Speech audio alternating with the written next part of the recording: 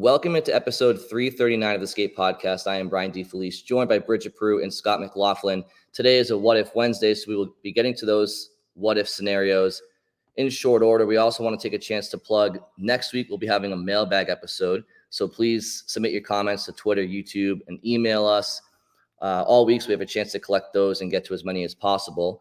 Our last episode, we talked with Pierre Maguire. And that was a great conversation with a lot of takeaways. So we want to kind of go back to that a little bit and talk about some points we feel appropriate to mention here. But first and foremost, as it pertains to the Bruins, there is a report about a couple of potential PTOs that could be heading to Causeway Street this fall. So Scott, I'll throw it to you quickly. Yeah, so this was from Sean Hutchin, who writes for the Fourth Period. He tweeted Monday night that he's heard that the Bruins are considering offering PTOs to Blake Wheeler and Kyler Yamamoto.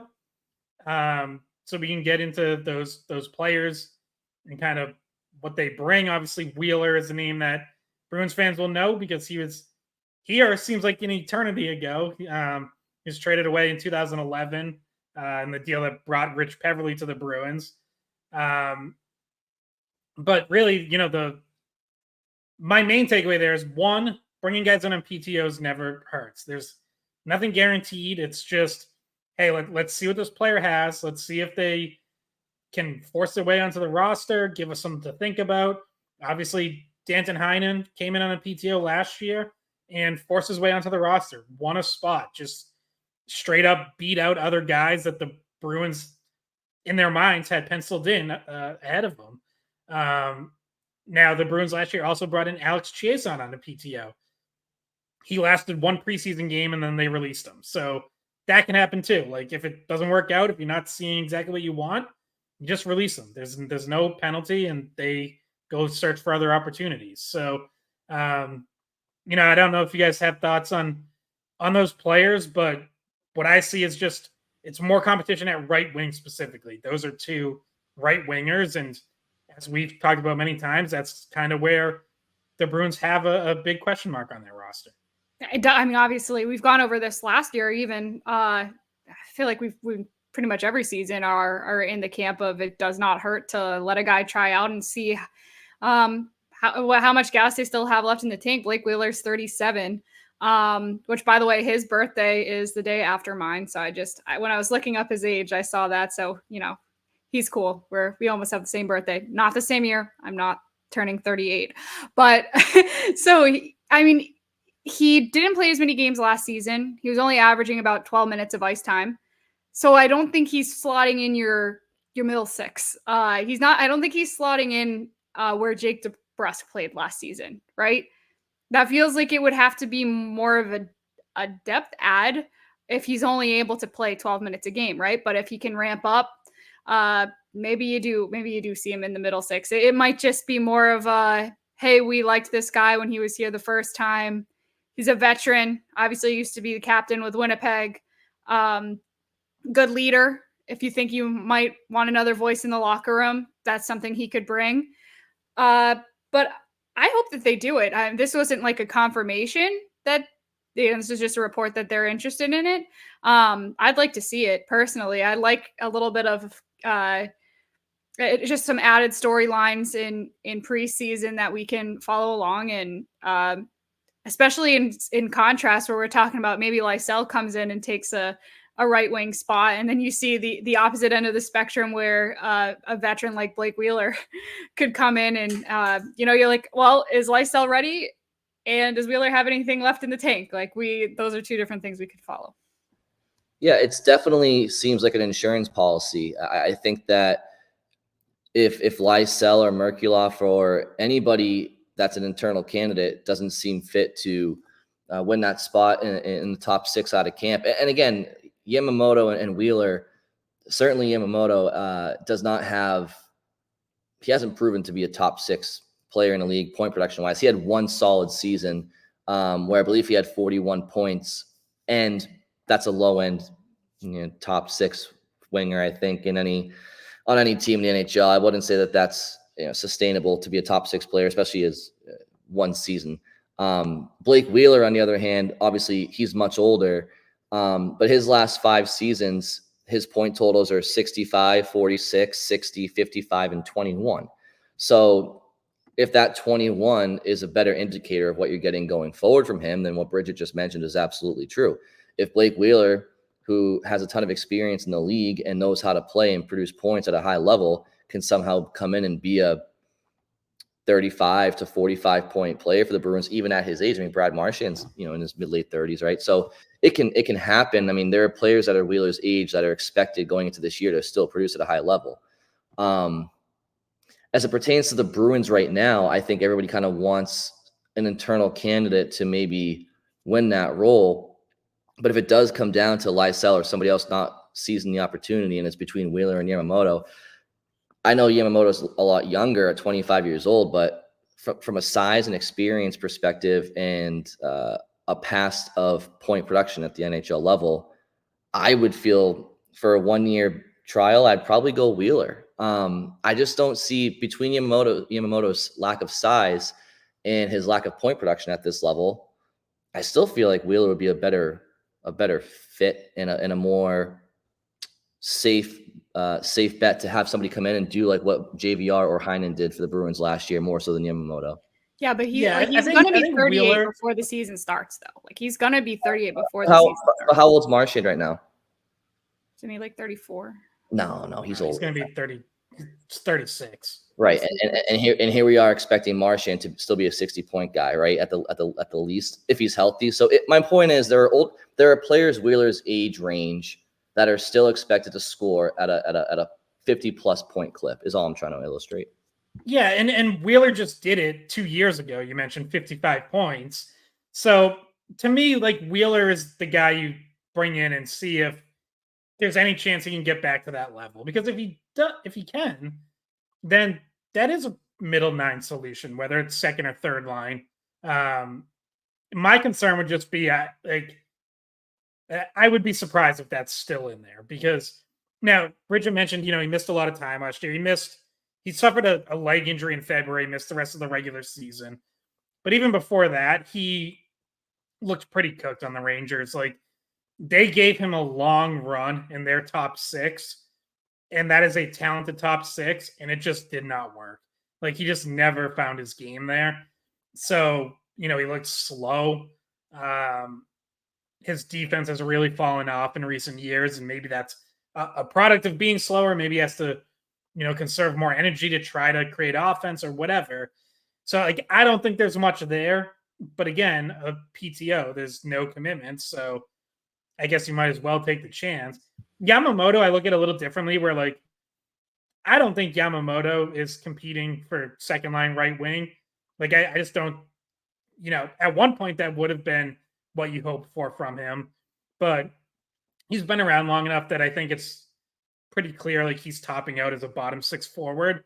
I like the way he plays. Like, he is smaller. I think he's 5'9" or maybe 5'10". But he has speed. I think he works hard. He does bring, like, a little bit of physicality. He can forecheck. He'll go inside. So there's some stuff there to like. It would kind of go against, like, everything else about how the Bruins have built their bottom 6, where it's all these huge guys, and, like, now you're like, yeah, let's see what the 5'9" water bug can bring. Like, but it doesn't hurt in camp to have that different look, and maybe you come away from it thinking, like, hey, you know what? Actually, there is a spot for a guy like that. So I look at them a little different. Like, Wheeler, I think you're looking at, like, is there any chance he can get back to 55 points and maybe be on our second line until Fabian Lysell's a little more ready? Whereas Yamamoto, I think you're looking at just, like, does he complement our bottom 6? I can't really imagine that, like, Don Sweeney would be sitting there thinking, like, Yamamoto might be our second line right wing. I think that'd be kind of foolish. Well, and that's a good point, Scott. And I just want to preface this statement with, you can never have too much depth at any position, right? But with that in mind, don't you feel like the Bruins are littered with third liners, like, I just don't think they need that. And it's not necessarily it's certainly never a bad idea to invite competition to training camp. But I just feel like you have a roster full of guys that could be third liners, and this might be forward looking for me. But when I hear those two names, the first thing I think of is I jump to the spring, and I just see the Florida Panthers, and I just look at the Atlantic Division. In my opinion, is far and away the best division in hockey. We can probably break that down on a later date. But I just look at their internal competition in the division in the Eastern Conference. And if you're going up against the Florida again in the playoffs, would you rather have Wheeler's size and proven ability to score at the NHL level, be a net front guy? He knows what it takes to be successful, former captain.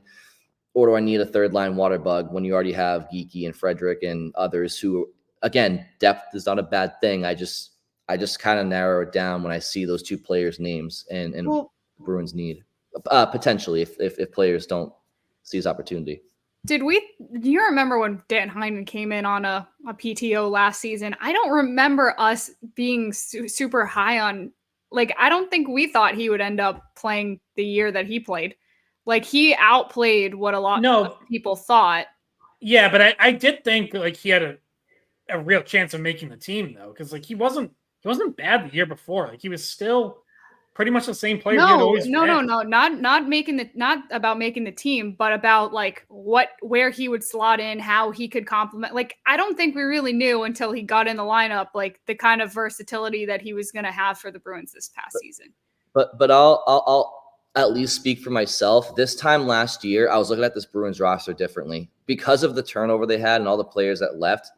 Don Sweeney was playing Moneyball. And I looked at Danton Heinen and I was like, oh, yeah, that's a great Moneyball approach. Like, I think they were trying to, when they went out in free agency and signed Kevin Shattenkirk, JVR, Lucic, they bring in Heinen on the PT. Like, you knew what they were doing. They were trying to piece together a respectable, competitive NHL roster to surround their young core players in the wake of significant turnover. But my approach and my expectations for this Bruins team going forward this year are much higher than they were this time last year. And that's why I'm being a little bit more critical, or I'm being a little bit more strategic in the PTOs that they're bringing in for this roster. Yeah, you don't see as much of an opening. Like, because there's a bigger gap between players at this point that they brought in versus guys that they're asking for a PTO. Was there anything else you guys wanted to talk about with that, or you want to get to some Pierre reaction? One other thing I'll mention, because I got a couple questions about on Twitter, is people immediately mentioned Filip Zadina, who, if you look at like the list of guys, of like free agents who are out there or PTO options or whatever, he's like right there, probably even ahead of Wheeler and Yamamoto. By the way, James Van Riemsdyk also still a free agent, just throwing that out there. But, Filip Zadina is an interesting one too, because he's kind of similar to Yamamoto in the sense that like he was once thought of as a top 6 guy and just hasn't really panned out. He went to San Jose last year and they started him in their top 6 and kind of gave him, obviously on a bad team, like every chance to be like, all right, show us what you can do with more minutes. And he just didn't do much. Zadina might have more like offensive potential than a Yamamoto or even a Wheeler at this point, but to me, I think he's a very one-dimensional player. Like he hasn't even really scored at the NHL level, but it's like that's really kind of all he has. He's not a two-way player. He's not really much of a setup guy. And I don't really think that's the kind of player that the Bruins are interested in. But again, along the lines of like, I have zero issue with any PTO. I wouldn't have an issue with that. I just don't really think it's the kind of player the Bruins are looking at. Can I mention one name, Bridget, before we head on to the next segment? Is that recently, before we started recording, we talked. Well, but before we started recording, the three of us were talking about the Montreal Canadiens training for Patrick Laine. The Philadelphia Flyers have placed Ryan Johansen on unconditional waivers for the purpose of terminating his contract due to a material breach. Now, hand to the sky, I don't have any background information on Ryan Johansen's personal life or what he could potentially be going on with the Flyers. And I ask you guys, was there a story that happened that I missed this summer regarding him and the Flyers? I'm just not really in tune with NHL players' personal lives or their relationship with their teams all the time. And if it's more of just like a thing between Philly and the player, like, is he somebody that, teams might look at to add or have as a PTO or something like that? Yeah, I haven't really heard anything. Like you said, it kind of broke right before we started recording. So I haven't seen if anything else has come out, but again, he's another player that, like, let's assume there's not some major issue that's going to keep teams away. I kind of think he's washed at this point. Like, again, he had a tremendous opportunity early last year in Colorado as their second line center, and just was not able to make it work. Just really struggled and wound up being a salary dump to Philly. I don't. If you bring him in, put him a little lower in the lineup, like, could you still get something there? Maybe. My initial reaction is like, I'm probably just staying away, and not because of this contract breach or whatever it is Philly's saying. We'll see what comes out on that, but even just as a player on the ice, like, I don't think there's much there. Well, I remember when. So, I think what time of year was it that the Avs came through Boston? Because I remember sitting next to some reporters that were talking about Ryan Johansen. I think it was the Avs reporters. Maybe it was some another team, but they were talking about how the fit just never was there with the Avs. And then he moves on, and you see it happen again. There was some, like, amount of shock to the fact that it went as badly as it did with the Avs. So who knows? It's a weird. You don't usually hear breach of contract. I'm not even sure what he would have done to qualify for that. Yeah, and Elliot Friedman mentions he has 1 year left. Had 1 year left at $8 million. So that's certainly not a cap situation that I would be interested in for that player, however that would shake out financially. But yeah, just looking at, just to button up him, I mean, obviously the majority of his career was spent in Nashville, in Columbus. But in his last two seasons, 28 points in 55 games, 23 points in 63 games. To Scott's point, his better days are behind him offensively. So it was just a name worth bringing up in the PTO conversation. Now, if the Flyers win that case and are able to terminate his contract, then that $8 million is gone, and he's a free agent. He doesn't have a contract. But I did see Elliot Friedman also added that Johansen is going to file a grievance and fight this. So who knows, like, when that even gets resolved. Okay.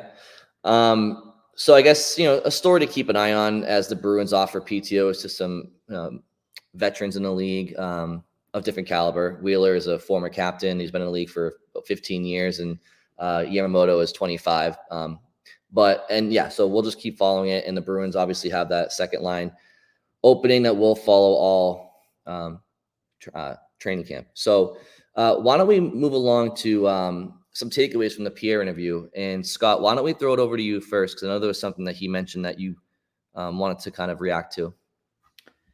Yeah, well, obviously, I asked Pierre about, like, teams bulking up, and specifically the Bruins, who have clearly made that a focus. And I wasn't surprised that in his answer, Pierre said, like, yeah, physicality, toughness is back, and teams are shifting away from analytics. Pierre, if you've listened to him over the years, like, has been kind of anti-analytics for a while. He would always make sort of snide comments about, like, that doesn't show up in the analytics, or, you have to watch the game to see that kind of thing, or whatever. I wasn't going to, like, pick a fight with Pierre because we had too many questions, and we end up going 50 plus minutes anyways with a lot of great stuff and stories. I would just point out, who's a great analytics team? The Florida Panthers. Who else is a great analytics team? The Edmonton Oilers. Like, the best teams in the league are also the best teams analytically. Like, it still lines up. So the Florida Panthers win in part because they're physical and how hard they forecheck, but it's also because they're a great possession team and they limit chances against. They get quality chances for. That forecheck not only does damage physically, but it wins pucks, it wins possessions, and creates chances. And like, so to me, it all ties together. So like, it doesn't have to be a bad, like, it's not an either or. It's not like, oh, well, you're either good analytically or you're physical. Like, no, you can be both. And I think that's what teams are trying to build. Like, that's what the Bruins are trying to do. By the way, you think the Bruins are okay with the fact that they had periods against Florida where they only had 1 or 2 shots on goal and were just overwhelmingly outpossessed? Like, no, that's also part of what they've tried to target this offseason is they know, like, you can't win a series getting outpossessed like that. So, like, and that's what analytics will tell you. Like, they'll tell you that if you're on your heels and you're giving up more chances than you're getting, you're probably going to lose. So, like, those two things, to me, they tie together. And, you know, again, I think Pierre's kind of had a grudge against analytics for a while, so I wasn't really surprised. I think Pierre is just old school. Like, if you listen to the rest of the interview, and if you just ever listen to him talk when he's on a broadcast or whatever, it's all like the detail that he goes into when he's recruiting someone and their personality and their temperament and their body type and all of this stuff is stuff that he looks into, like, to the smallest possible detail. And I think that that's just how he approaches his recruiting. And those things are still important to know. But I knew when he said the analytics thing that I was just imagining what was going on in Scott's head. I was like, uh-oh, Scott, I didn't know if you were going to say anything. But there seems to be a distinction, though, and it kind of seems to be two different conversations, right? Scott, what you're talking about is a team's analytics and how that correlates to their success or lack thereof, and how you can have good analytics as a team and also be a physical team, and it's not one or the other. But Bridget just mentioned a word a minute ago, recruiting. And so what you're talking about is team analytics. But if you're a GM, how does that translate to when you're trying to recruit a player to your team that may not have good individual analytics from where they're coming from? Like, there's a distinction there. And so I'm not sure if Pierre's talking about trying not to be too careful when overanalyzing an individual's analytics in their previous situation when considering bringing them into your team. So there's a bit of a distinction right now, and I wonder what your thought is on that, Scott. If you're a GM, are you overvaluing somebody having poor analytics if they're coming from wherever? And he works with a lot of kids in like college, and like he helps develop younger players where you might not necessarily have any stats or anything that you could use, like any advanced analytics to look at. Well, yeah, I mean, a lot of those leagues do have them now. Like, most of them are internal; they're not really publicly available. But yeah, I'm trying to get my hands on the Hockey East ones. Yeah, I was gonna say like every college hockey team has them, every major junior team. Yeah, I mean, I do think there's something to, you can't get too married to like a player's analytics in a previous stop, one way or another, because they are affected by their surroundings, right? Like when the Bruins acquired Elias Lindholm, his analytics had gone down for like several years in Anaheim. It's like, well, the team around him also went down, and then he gets to Boston and, analytically he checks out really well. So, and that can go the other way too, where it's like, don't fall in love with a player who has really good analytics in a really good situation somewhere, bring him in, put him in a different situation, and just expect that to carry over. For some guys it might, but yeah, like that's where, again, like to me, it's never an either or. Like that's where you also have to work with your scouts to be like, okay, does he fit here? Is what he's doing well somewhere else? Is that what we expect of him?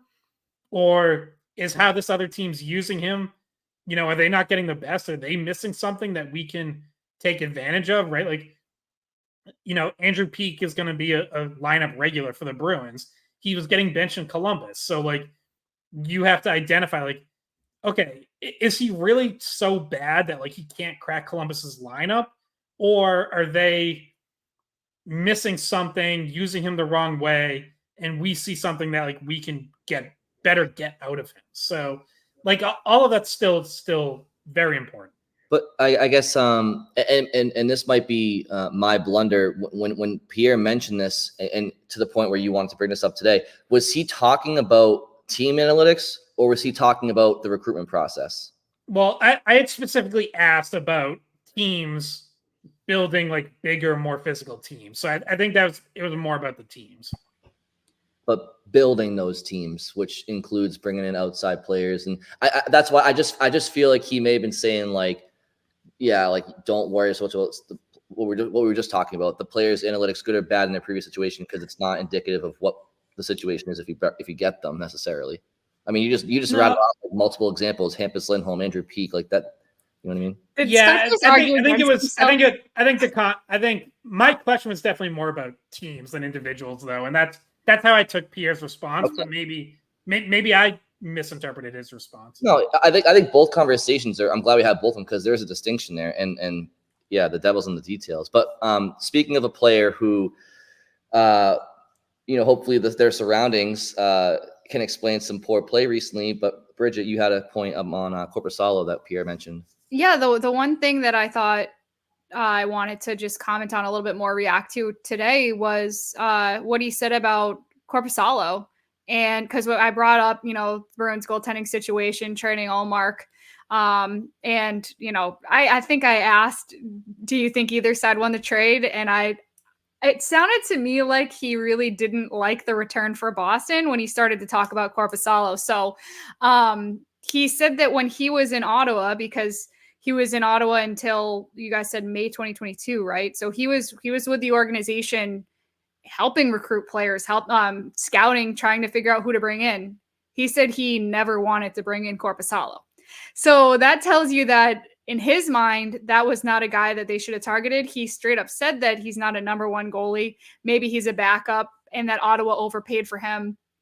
And I guess in Pierre's assessment, even before Korpisalo ever ended up in Ottawa, he was somebody that he would have stayed away from.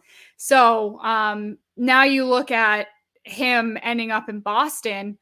Obviously, that wasn't the only part of the deal, right? Bruins get a first-round pick as well, turns into Dean Letourneau. And they get Kastelik as well, who Pierre had a lot of high praise for. And the kind of kid that he is and the kind of work ethic that he has. But just was not a glowing assessment of Korpisalo, who he clearly had done a lot of homework on when the idea was originally brought up when he was with Ottawa.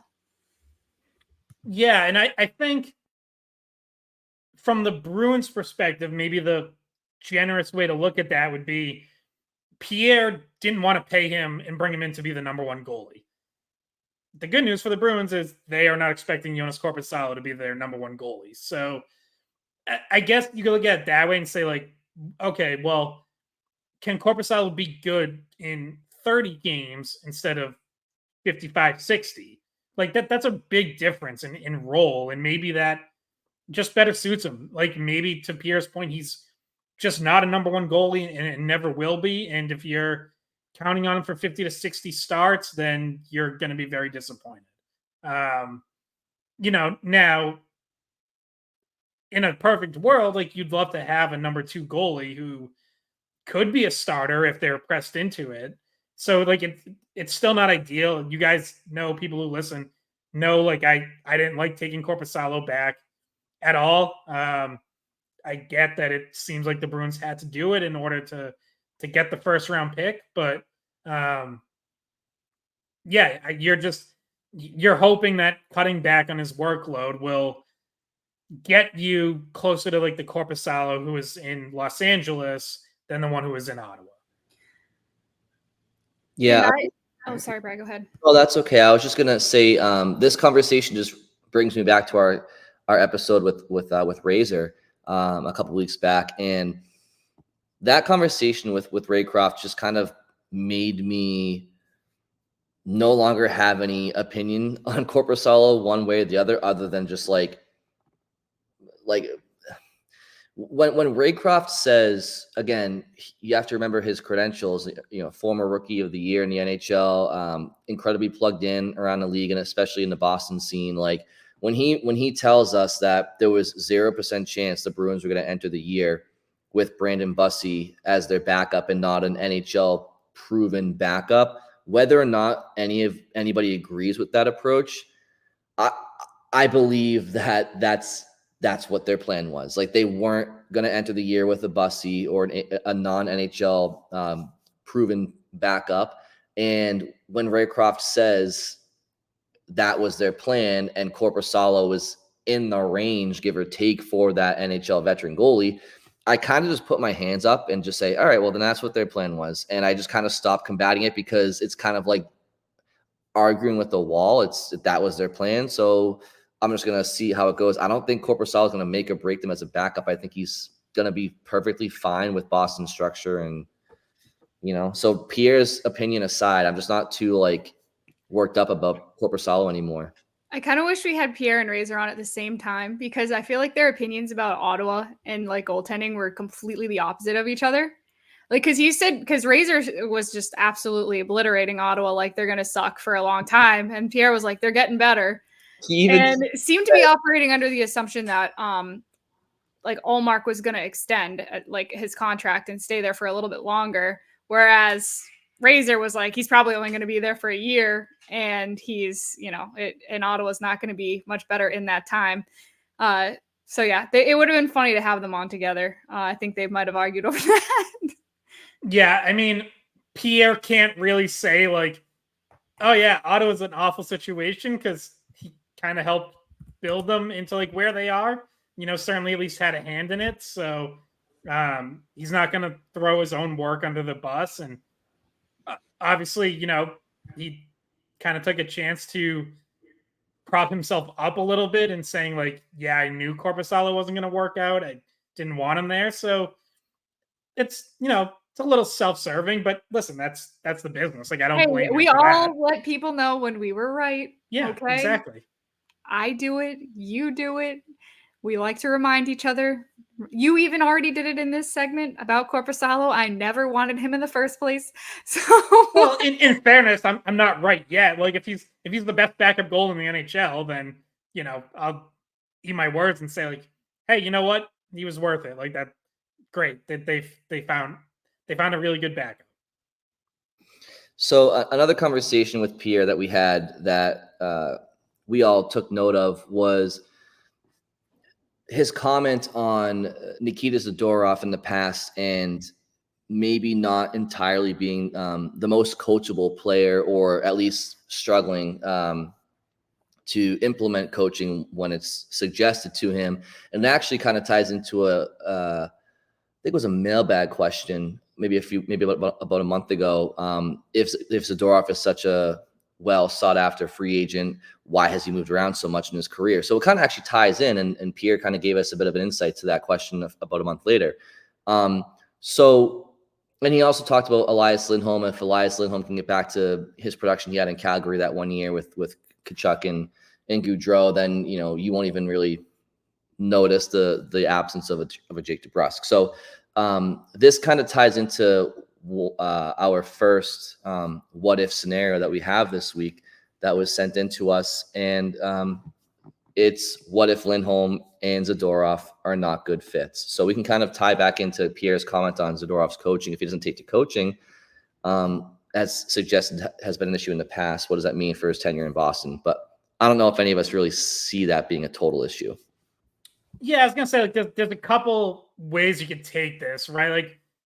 You can say, okay, not being a good fit, all right, if they're both a disaster, well, Lindholm has another 30 something points, and that's all you get, and Zadorov is just taking bad penalties all over the place, and is barely even in your top six. That's disaster scenario, and obviously that's really bad. And then you have to figure out how do you just get them, to level ground. But I think maybe the better read on this, because I don't really think any of us expect that, But what if they're just not quite what we expect? Like what if Lindholm, doesn't get back to 70-point pace playing with Pastrnak? Like what if he kind of just tops out around like 55 points or so?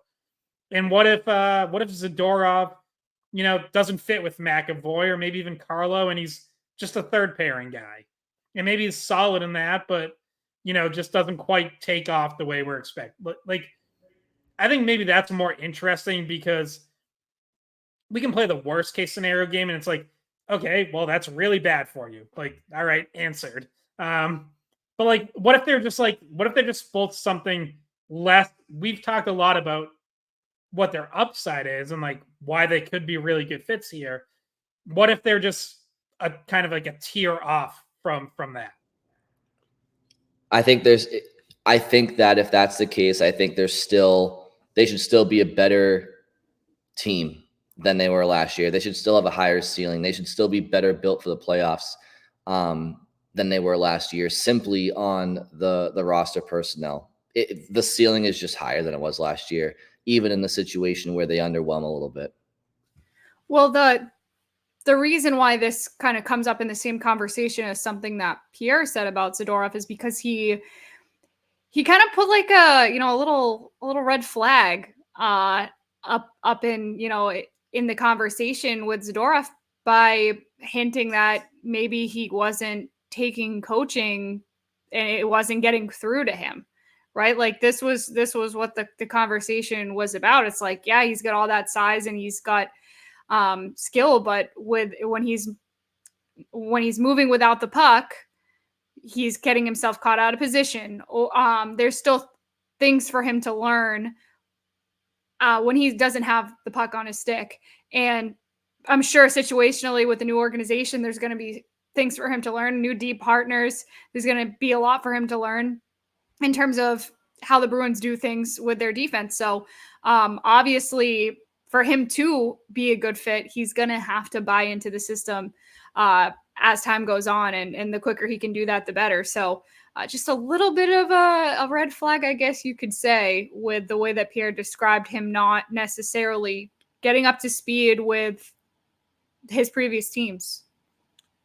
Yeah. And when we got that mailbag question that Brian mentioned, and I don't remember like all the details, so I apologize if I get a couple things wrong, but I ran through his departures like from each stop, and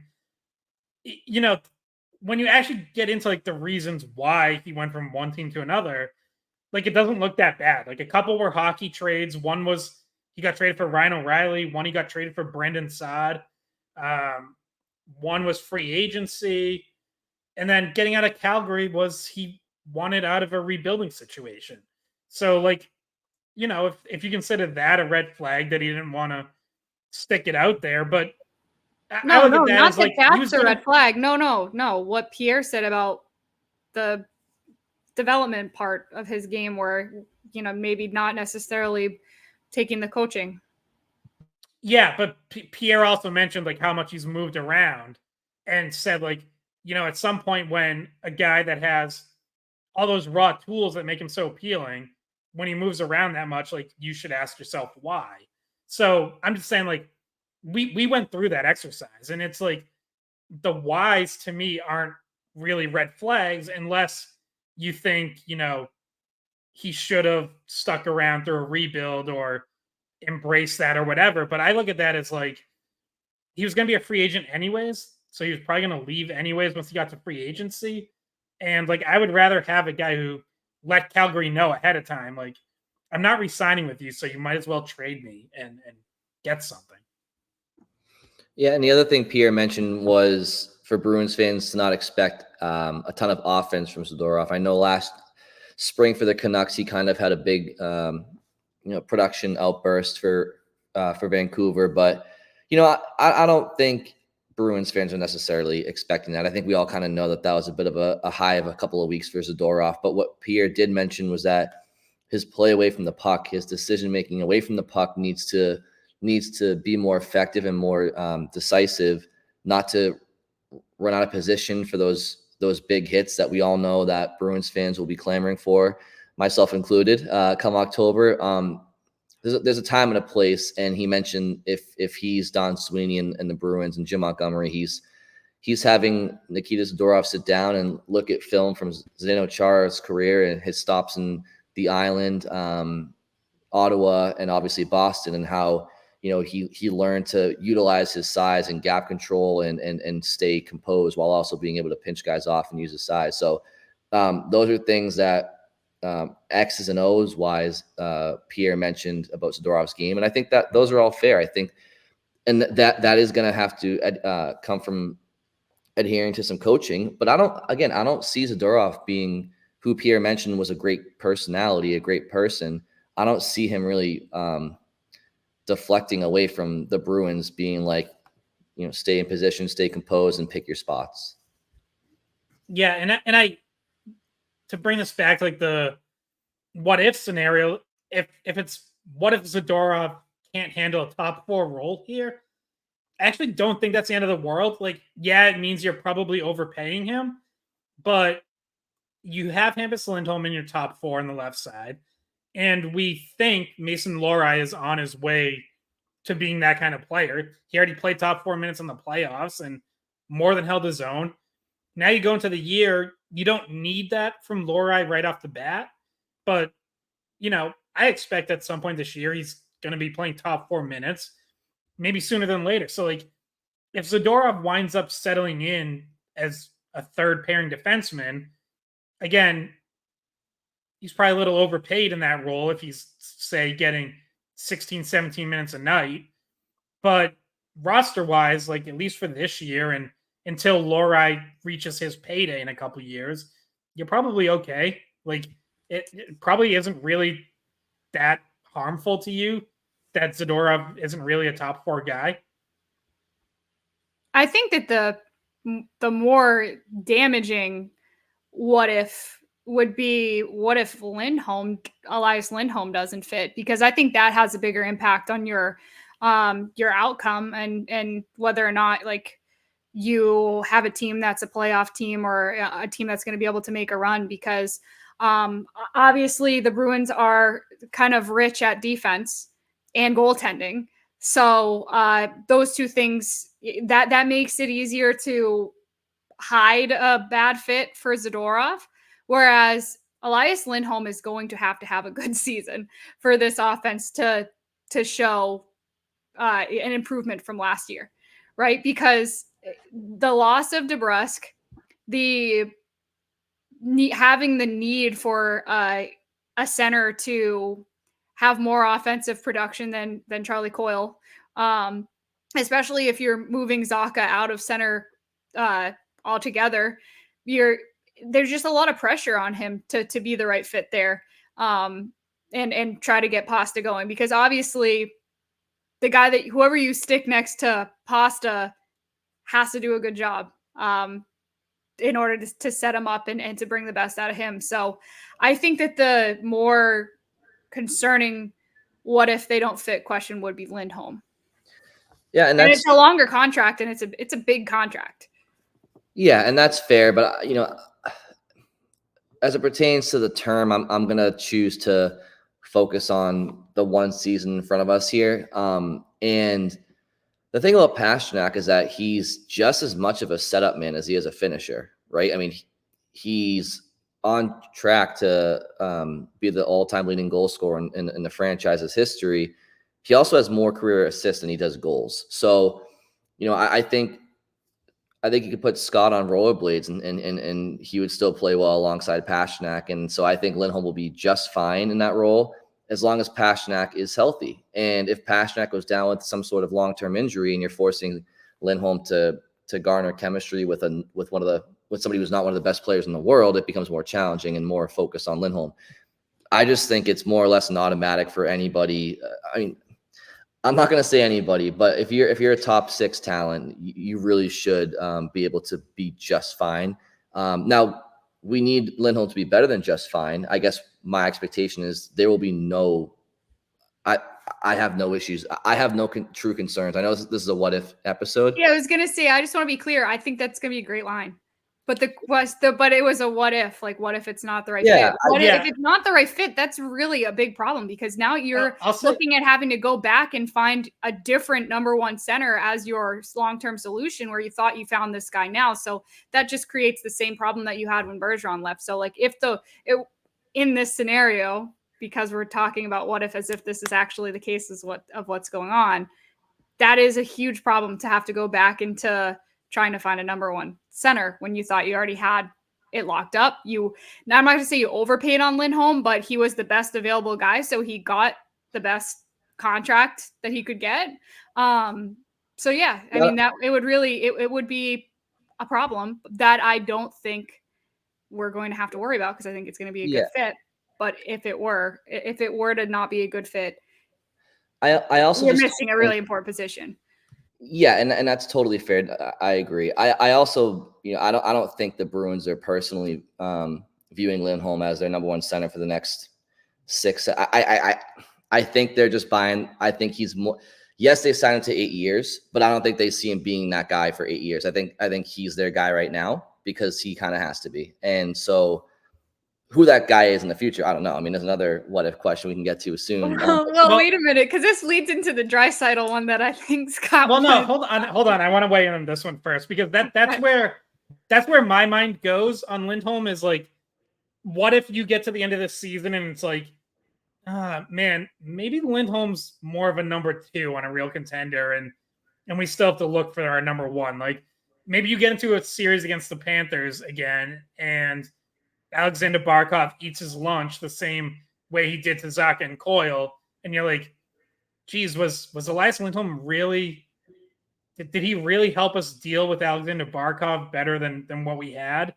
And if he doesn't, then to Bridges' point, like, yeah, then you're like, crap, we still have to find a number 1 center, and how are we gonna do that? Like roster wise, I don't if like Lindholm as a number 2 center at his current salary, I actually don't think like that would be that huge of an issue because I think as the cap keeps going up, like, 7-8 million is kind of going to become the average for like a number 2 center on a really good team. So that part of it isn't so much of a problem for me, but it's where would you then find the number 1 if you come to the conclusion that you still need to do better than Elias Lindholm? I guess what I'm suggesting is that I think the Bruins aren't going to stop asking themselves that question regardless of Lindholm's performance this year. Coyle's contract, I think, is up after next year. Yeah. Zacha might find himself playing wing in Boston. Lindholm can go out there in 2024, 2025, put up 75 points, be a great number 1 center. I still think the Bruins have to ask themselves who's our number 1 center in 3 years because it's probably not going to be Lindholm. It could be. But the Bruins would be doing themselves a disservice if they just stopped asking themselves the question. So in this scenario you guys paint, I don't think there's a situation where the Bruins aren't asking themselves who's the next number 1 center, even if that current role might be adequately filled. Maybe that gets us to the next what if. But this one is a big what if. I don't even know how realistic this one could be, but we'll dive into it. Go ahead, Scott. This is yours. Sure. So what if the Bruins actually do somehow get Leon Draisaitl? Now that could be so just a reset for people who maybe have lost track because there really hasn't been any news, but Draisaitl has 1 year left in Edmonton.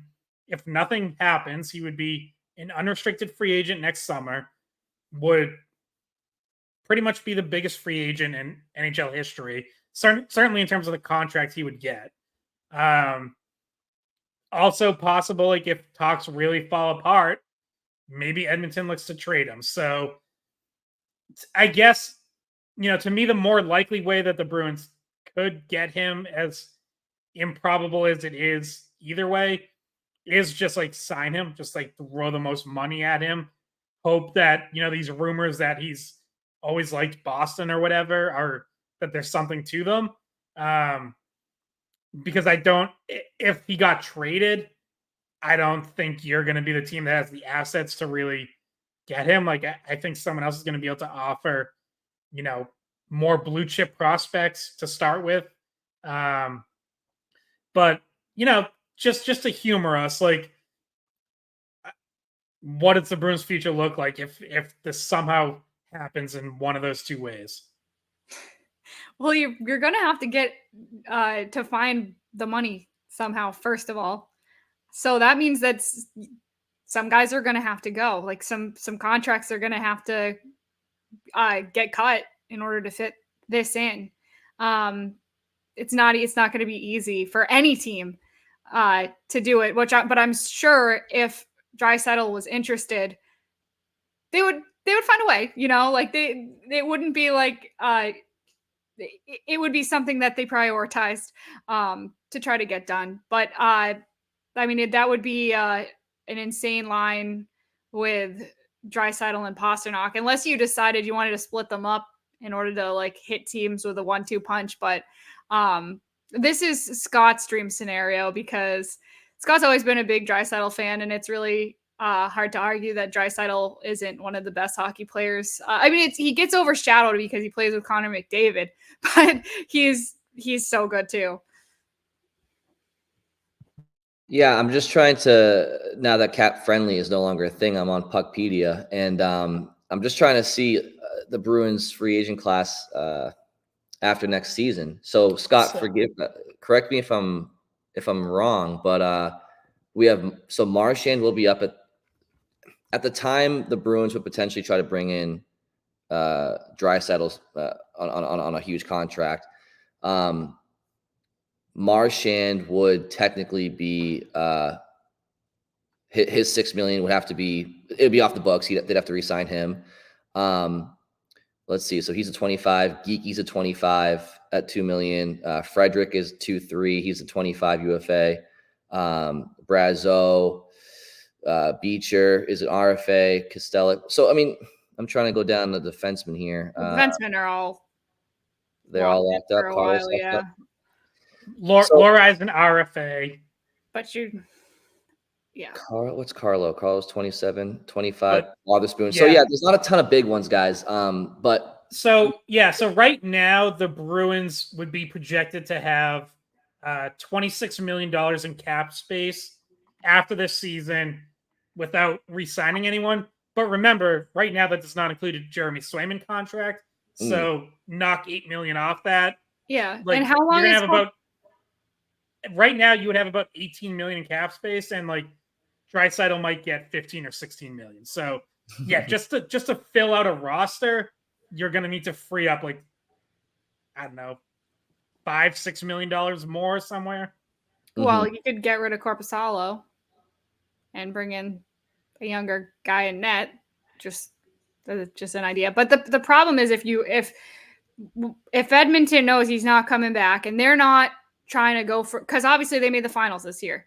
So like if they think that this is their year for the Stanley Cup, they're not selling at the deadline, right? Like if they have a bad season, maybe he gets sold at the deadline. But if they have a good season, they're going for their last shot with McDavid, Draisaitl. They're not trading him away, even if they might lose him, for nothing. But if they did have a bad season, decide to trade, do you know how much you'd have to give up? Like that, you'd have to give up McAvoy. You'd have to give up, like there would be big name guys and draft picks, and you would be throwing that direction. So yes, but the best case scenario for the Bruins is a very, very minimal scenario, I may add. It would have to be that the Oilers are not making the playoffs come trade deadline. Contract negotiations are not optimistic between Draisaitl and Edmonton, and Draisaitl tells the Oilers, like, I only want to go to the Bruins, or because he sees the opportunity and it's a Taylor Hall situation. And in that scenario, yes, the Bruins would still have to give up a ton, but it might be a little bit less than what obviously they would have to. But again, that's a bit of a pipe dream. Yeah, like I actually think the most realistic way to get Draisaitl is he plays out this year in Edmonton. They're once again a contender, as everyone expects them to be. They go for it. They hang on to Draisaitl because they're going for it. But he goes to free agency. He doesn't re-sign there. And you just have to throw money at it. Like, to me, that's maybe the only realistic way you get him. And I'm not even sure how realistic that is. Like, all this discussion said, and even though I love this question and I love talking about Draisaitl, I do think somehow, some way, like at some point, the Oilers are going to re-sign him, because I just can't really imagine them letting him get away unless, I don't know, unless like he's just done there and there's something going on that none of us have heard, that that no one in the media has heard, and or he's sick of living in Edmonton. It's cold, and he wants to go like somewhere else. I should say, actually, that's a good point, Scott. The Bruins' best case scenario wouldn't be a Taylor Hall trade type situation, because you'd be giving something up. Like, it would be, just to your point, a free agency acquisition. Give up Anders Bjork for Leon Draisaitl. I think I would do that. if you can find a way to only spend on the players instead of trading away some of your key pieces, I guess that would be the best situation for Boston. But you never know, guys. I mean, people are human. I mean, he could be just tired of the area. He could be sick of the area, like you mentioned, Bridget. Yeah, like Johnny Gaudreau wanted out of Calgary. Yeah. And when you get so close to the Stanley Cup and you lose, some people are like, no, like I'm riding or dying with this team, with the city. It's cup here or no cup at all. Some players are like, yeah, I've just given everything, and I just think we've given it our best bid, and my best chance to win is to go somewhere else, even if that means leaving Connor McDavid. So it just comes down to what the player thinks. If Draisaitl's adamant on staying in Edmonton, he'll stay. It just depends what he thinks. Yeah, and Draisaitl does have a full no move. So in theory, if somehow it ended up in a situation where they're looking at a trade during the season, like, he would have a lot of say over where he went. But even then, I would point out, like, Matthew Tkachuk had a lot of say over where he went, and by all accounts was pretty much targeting Florida, and Calgary still got a big return. Like, Florida clearly, in retrospect, won the trade, but Calgary got Jonathan Huberdeau and Mackenzie Weegar. Like, it's not, like, those were top of the lineup NHL players. It's not, it's not like Florida had them completely bent over a barrel and, like, he has a second and third round pick. Like, enjoy. Like, no, they still have to give up a lot. I mean, Huberdeau is coming off of a 115-point season, 20-point season. Yeah. And Weegar is a true, top-paid defenseman at the time. So, yeah, absolutely. I guess we'll find out now, as it pertains to Jeremey Swayman, who was mentioned a few minutes ago. This next one's pretty interesting, and I think you guys may have touched on it last episode. But the St. Louis Blues offer sheeted two players from the Oilers, Holloway and Broberg. I'm blanking on their first names, but Dylan Holloway and Philip Broberg. Thank you. And they did indeed end up signing with the Blues. Edmonton did not match the offers, and Edmonton received a second and third round, I think, picks for them. So we were given a question. What if Jeremey Swayman is offer sheeted? And I think, Scott, I think you mentioned last episode to Bridget a few reasons why it's not apples to apples, and why he would cost significantly more to offer sheet, and there's only so many teams that can do it. Nonetheless, because we just saw an offer sheet successfully happen, and I do believe Edmonton and St. Louis had another additional trade, which kind of spits in the face that was bit. That was the please don't be mad at us trade. Well, I was just gonna say that kind of spits in the face a little bit of, like, you can damage relationships. Now, I don't think their relationship is great right now. I'm just saying it was an interesting wrinkle. But I'll throw this what if to you guys, and let's discuss it. Yeah, so let's say this is what happened. Say, I think someone would have to get to like the sixth and highest tier of offer sheets. So let's say someone comes at Swayman, offers him $9.1 million a year. That's in the sixth tier. The Bruins would get, if they didn't match and just took the return, would get 2 first-round picks, a second-round pick, and a third-round pick. So I guess the scenario of, what if this happens is, like, would you take that? Would you say, man, we love Jeremey Swayman, and I don't know what our goaltending situation really looks like without him, but hey, we'll let someone else pay him 9.1 and we'll take the 2 firsts, second, and a third. And we have Korpisalo as our starting goalie. That would be, that you already traded Ullmark. Like, if this was a question last year when he was in RFA, be like, oh, you know what? It wouldn't be too bad. Ullmark's there. You just extend him instead. But it doesn't seem like that kind of situation now. And also, we mentioned this at the time as well. Not many teams have 2 first-round draft picks. Is it in the span of time? Because doesn't it have to be in the next 2 or 3 seasons? Like, they all have to be. It can't be. That's worth noting too. So it would be. So the team that is offer shooting Swayman, it would be their first, second, and third round picks in this next draft in 2025. All have to be their own picks, and then their own first round pick in 2026 as well. So that really limits it, because a lot of teams they have a first, second, and third, but they got the second from somewhere else, and that's a lot of picks you to have come to up with. you would have to do what the Blues did and make a trade to get it back. The Blues, right before they made those offer sheets, made a trade with the Penguins to get their own second round pick back because they had given it to Pittsburgh to take on Kevin Hayes' contract.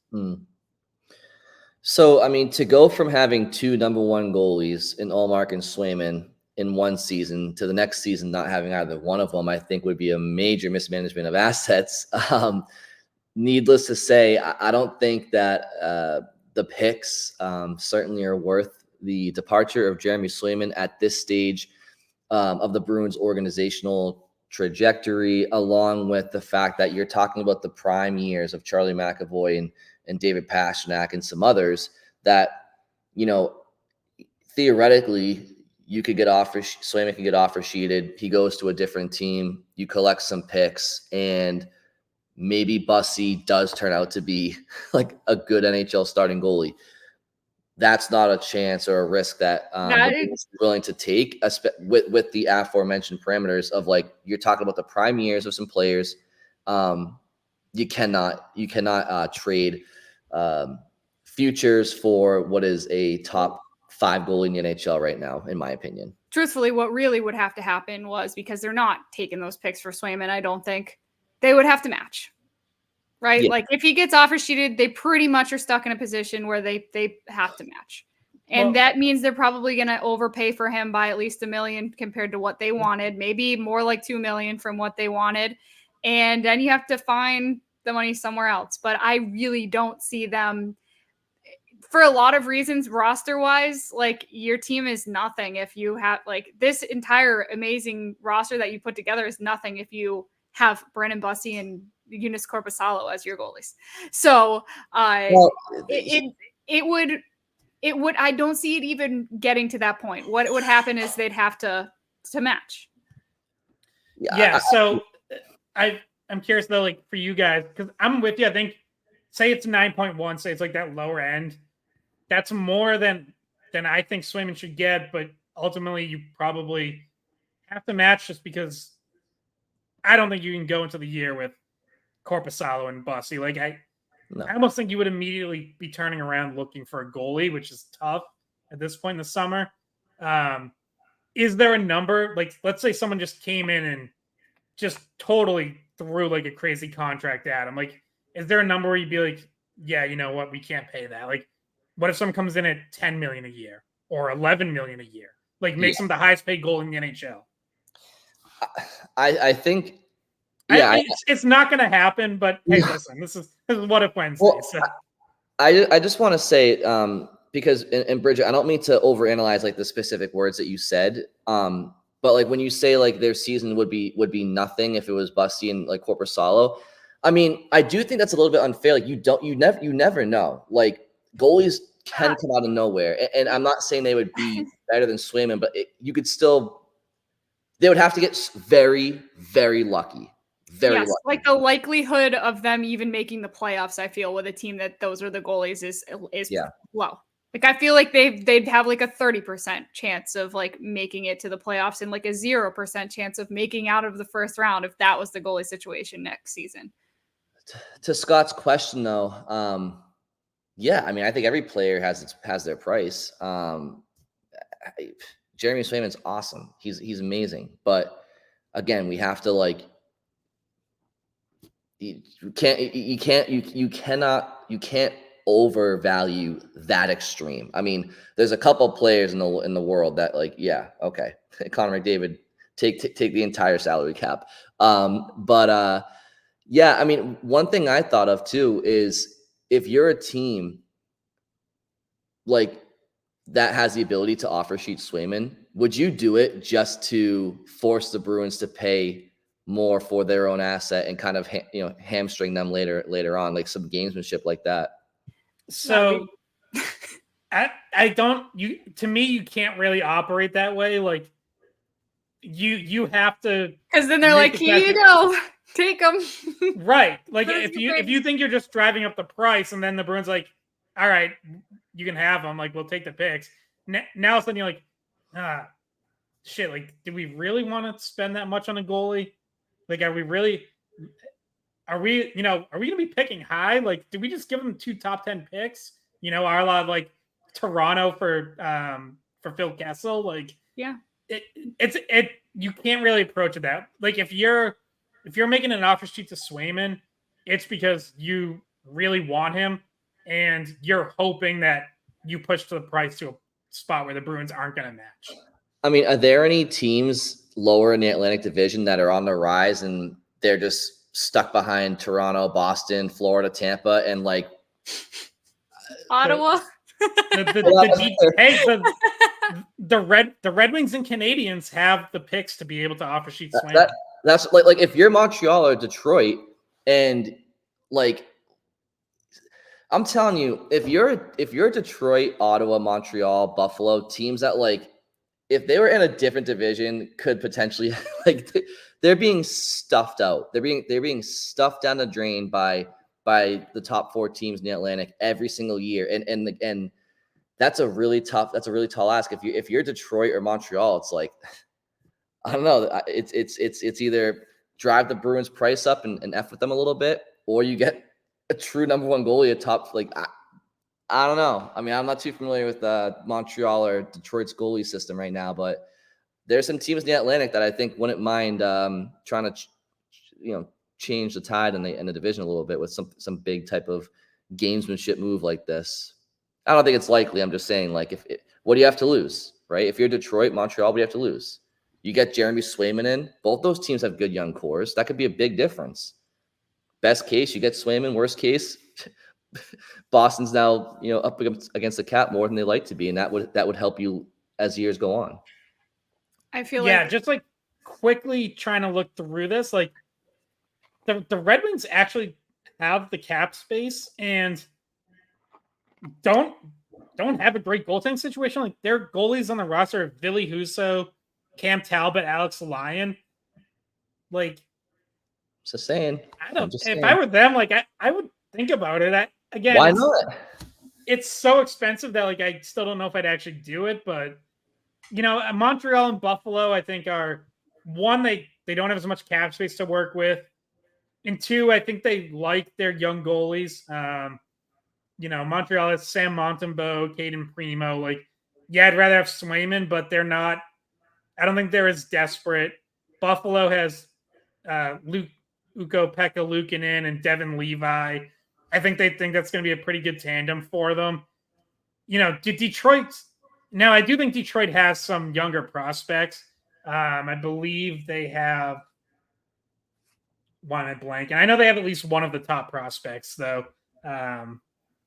So maybe they all just feel like they're okay and they don't have to do something this crazy. But I mean, let me ask you this, guys, and this is 100% me just stirring the pot for the conversation. This is not. It's just fun to talk about. I mean, put Swayman on Detroit's roster and give Boston, whoever the hell Detroit's goalie is right now, like which team is a better bet for the postseason? I guess what I'm trying to say is if you take away Swayman from the situation, Boston's roster versus Detroit's roster, it's probably not as far away skater for skater as some might think out there, right? And for a lot of these younger teams, they just need stability in goal. And again, when you're talking about the Atlantic Division, that's been just owned and operated by the same 3 or 4 teams the last 15 years, or 10 years at least. Detroit, Ottawa, Montreal, Buffalo, they're sitting there. They're like, we gotta figure out a way to get creative here. And so if I'm Detroit, I don't see why I wouldn't, try something bold, from the Boston perspective, don't want to get there. So I'm looking at, just to round this out, the Athletics goalie prospects rankings that they just posted last week, I think.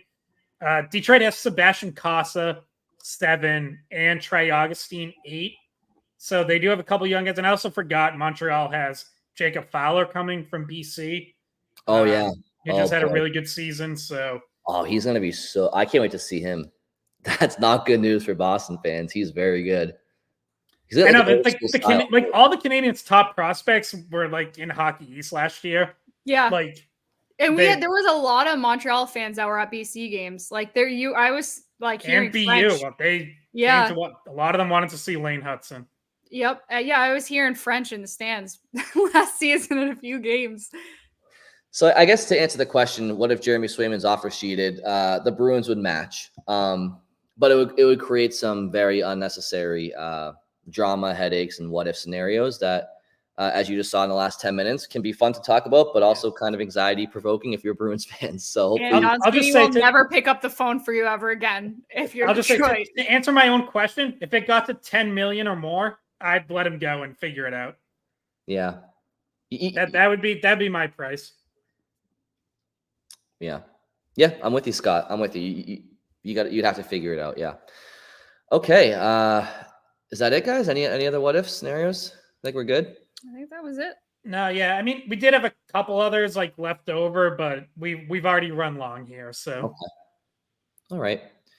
Well, Bridget and Scott, if you guys are all set, we're good to wrap this up. Yeah. We'll just mention one more time that we're going to take mailbag questions for sometime next week. So tweet us at the Skate Pod, leave a comment on YouTube, email us Bridget. If you're watching on YouTube, you can see the graphic. Email us skatepod@wei.com. Any of those. Somebody churning butter over there? What's going on? Just squeaked at my house. I don't know what the heck that was. I gotta go fix my plumbing, guys. I gotta go figure out what the fuck. I thought Scott was sitting next to the Tin Man. Need the oil can. It is what it sounded like. All right, I'm gonna mute myself. Thank you all for listening. We'll talk to you very soon. Hey guys, thanks for watching the Skate Podcast. If you want to see more of our videos, visit our playlist. Not in front of a screen? You can listen to us on Spotify, Apple Podcasts, or wherever you get your podcasts. Don't forget to follow us on social media. And if you enjoyed this video, please don't forget to give us a thumbs up, subscribe to our channel, and leave a comment.